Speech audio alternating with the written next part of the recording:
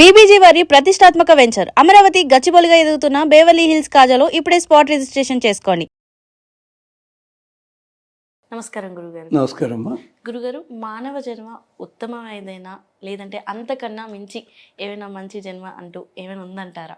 నిజానికి మానవ జన్మే ఎందుకు పనికిరాదన్నాడు ఒక ఆయన. ఎందుకో తెలుసా? ఉడుముకున్న రక్తాన్ని తీసుకుని ఒంటి నిండా పాముకుంటే వాడికి పక్షవాత రోగం పోతుందిట. అలాగే జింక కొమ్ములుంటేట మనకి క్షేమంట. పెద్ద పులి గోరు మెడలో వేసుకోవచ్చుట, లక్షలు కురుస్తాయిట. మన గోళ్ళు అవతల బారేయాలి. జంతువుల మాంసం తింటాడు ఎవడైనా? మనిషి మాంసం తింటాడా? తిండు పాపం. జంతువుల ఒంటి మీద రోమాలతోటి షర్ట్లు కుట్టించుకుంటారు, స్వెట్టర్లు. మన జుట్టుతో ఎవడైనా కుట్టించుకుంటాడా అంటూ ఒక ఆయన వేళా కూడా చేశారు పెద్దలు. కానీ మనిషికి ఉన్న గొప్పతనం ఏమిటంటే, ఇతర జంతువులకి పక్షులకి లేనంత గొప్పతనం ఏమిటి? చూడగలడు, వినగలడు, గుర్తు చేసుకోగలడు, మాట్లాడగలడు, 10 మందికి ఉపయోగించగలడు. ఇన్ని రూపాలు ఉన్నాయి. నరాణం మానవం జన్మ దుర్లభం. అందుకని చెప్పి ఇలా చెప్తే ఏముందండి, ఒక్కవాడు దోచేస్తున్నాడు సమాజాన్ని, ఏం ప్రయోజనం అది? మానవుడి లోపల అది కాదండి. మానవుడి లోపల ఎవరున్నారో తెలిస్తే ఆశ్చర్యం కలుగుతుంది. ఏమిటంటే, బ్రహ్మదేవుడు సృష్టించాడట. మొదట పాముని సృష్టించాడు, పోతున్నాయి, ఇక్కడ పెరగటం లేదు. ఎలాగరా అనుకున్నట్ట. పక్షులను సృష్టించాడట, పెరగటం లేదు, అవి పోతున్నాయట. ఆ తర్వాత మానవుణ్ణి సృష్టించాడు. సృష్టించే దేవతలంతా వచ్చి, ఏమయ్యా ఆ మానవుడికి ఏమో ఇల్లు ఉంటుంది, అన్నీ ఏర్పాటు చేసావు, మాకేమన్నా ఇళ్ళు ఉన్నాయా? ఓ అలాగా, ఈ మానవుడిలో మీరు చేరిపోండిరా, మానవుడి శరీరం లోపల మీరు చేరిపోండి అంటే అన్నమయ్య అన్నాడే, నింగినున్న దేవతల నిజవాసము హరివాసము. వాళ్ళంతా అపార్ట్మెంట్ ఇక్కడ కట్టుకున్నారట. ఈ అపార్ట్మెంట్లో వచ్చేసి కూర్చున్నారట. అగ్ని వాగ్భూత్వా ముఖం ప్రావిశతు. నాలిక మీద వచ్చి అగ్నిదేవుడు కూర్చున్నట్ట. అందుకనే వాక్కు, మాట, 2 పనులు చేస్తాడు అగ్నిదేవుడు. అనుట, తినుట. మనం తింటాం, అంటాం. అందుకని 2 జాగ్రత్తగా ఉంటే లోకం బాగుంటుంది అన్నాడు ఒక ఆయన. ఏం చేత తింటే మన ఆరోగ్యం బాగుంటుంది, తినేది అనే సర్వీయంగా ఉంటే 10 మంది మంత్రులు కలుస్తారు. సూర్యుడు వచ్చి నేను ఎక్కడికి వెళ్ళను అన్నట్ట. ఆదిత్య అక్షిణీ ప్రావిశతు. కళ్ళల్లోకంలో వచ్చేట పాపం. వాయుదేవుడి గొళ్ళు మండిపోయిందిట. ఇది ఉపనిషత్తులో ఉంది. నేను ఒరే నాయన, నువ్వు ఎంటర్ అవ్వడానికి ఎక్కడ కాడి మూతలేని తోటి ఉంది చూసావా అన్నాడు. ఏమిటన్నాడు? ముక్కు. ముక్కులో ప్రవేశించట వాయుదేవుడు. వచ్చాడు. మూసుకుంటే ఎక్కడ కుదరదు, వచ్చాడు. దిక్పాలకులకు కోపం వచ్చిందిట. ఏమన్నా అందరి మాట కదా. ఒరే నాయన, ముక్కుకైతే ఇలా మూసుకోవడానికి అవకాశం ఉంది, చెవులకు మూసుకోవడానికి అవకాశం కదా, చెవుల్లో చేరిపోండి మీరు అన్నట్ట. దిక్పాలకులంతా చెవుల్లో చేరిపోయారట. హృదయంలో జనార్దనుడు ఉన్నట్ట. ఒక్కొక్కళ్ళు మొత్తం అంతా దేవతలంతా వచ్చేసి, అందుకని ఒక్క మనిషి జన్మలోనే మనిషి లోపలే ఇంతమంది వచ్చారు దేవతలు. అందుకని మనిషి జన్మ గొప్పది. పక్షి ఉంది, రెక్కలున్నాయి, 2 ఛందస్సులు వచ్చాయి. గరుత్మంతుడు ఉన్నాడు, బృహతి ఛందస్సు, రథంతరమని 2. ముఖము గాయత్రి. ఇలా ఉన్నాయి వాళ్ళకి. ఇంతమంది దేవతలు లేరు వాళ్ళకి మన శరీరంలోనే. అందుకనే పెద్దలు ఏం చెప్పారు? దేహో దేవాలయ ప్రోక్త. దేహమే దేవాలయము. అందుకనే ఒక పక్షి ఇంకో పక్షిలో కొట్టిందనుకోండి, సారీ చెప్పుకోదు, అది ఇలా చూసి వెళ్ళిపోతుంది. మనం ఏం చేస్తున్నాం?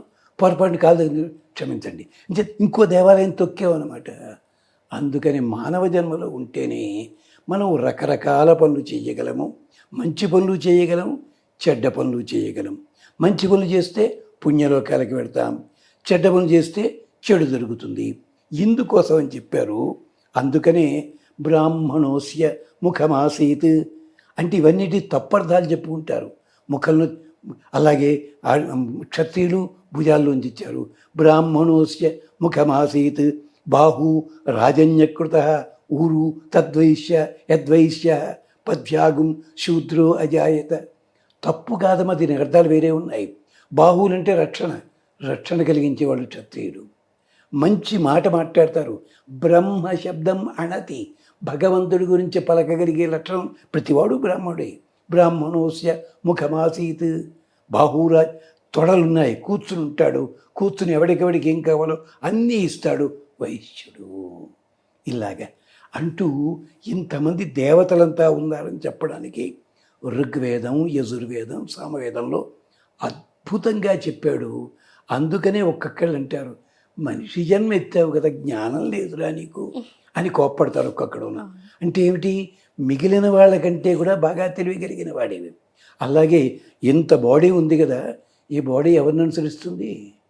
కంటిని అనుసరిస్తుంది. తస్మాత్ ఏకోయంతి, ఒక్కడు ముందు నడుస్తుంటే 10 మంది వెనక్కి నడుస్తారట. అందుకని ఆత్మ చక్షురన్వేతి, ఈ ఆత్మ కంటిని. ఆ కంటి అంటే కన్నెవరు అనమాట? సూర్యుడు. సూర్యుడు లోకాన్ని నడిపిస్తున్నట్టుగా మన కన్ను లోకాన్ని నడిపిస్తోంది. జాగ్రత్త. మరి ఇన్ని రకాలు ఉన్నాయి కదా, ఆలోచించండి. మానవ జన్మ ఉత్తమ జన్మ కాదా?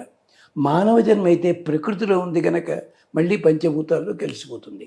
మానవుడి కంటే గొప్పది ఏమిటి అన్నారు? దేవతా జన్మ. దేవతా జన్మ గొప్పదే, కానీ వాడికి అదృష్టం లేదు, వాడికి ఆకలి లేదు, నిద్ర లేదు, ఏడవలేడు, ఏడుపు రాదు వాడికి. అంటే రాక్షసులు చిత కొట్టేస్తాం అనుకోండి, ఏడవడానికి కూడా వాడికి అధికారం లేదు. కానీ మనం ఉన్నాం, ఆకలి అవుతుంది, తింటాం, దాహం ఉంది, ఇన్ని రకాలుగా. కానీ వీళ్ళంతా అక్కడ దాకా, అంటే దివ్యలోకము దానికోసం. అంచేత దివ్యలోకాన్ని చేరుకోవాలంటే మానవుడికే అవసరం. మానవలోకం గొప్పది అని చెప్పడానికి ఓ ఉదాహరణ ఏం చెప్పనా? మత్స్యావతారం ఎత్తాడు, తృప్తి అయింది ఆయనకి, వెళ్ళిపోయాడు ఆయన. నరసింహావతారం ఎత్తాడు, సగం మనిషి. రామావతారం ఎత్తి 11,000 సంవత్సరాలు ఉన్నాడు.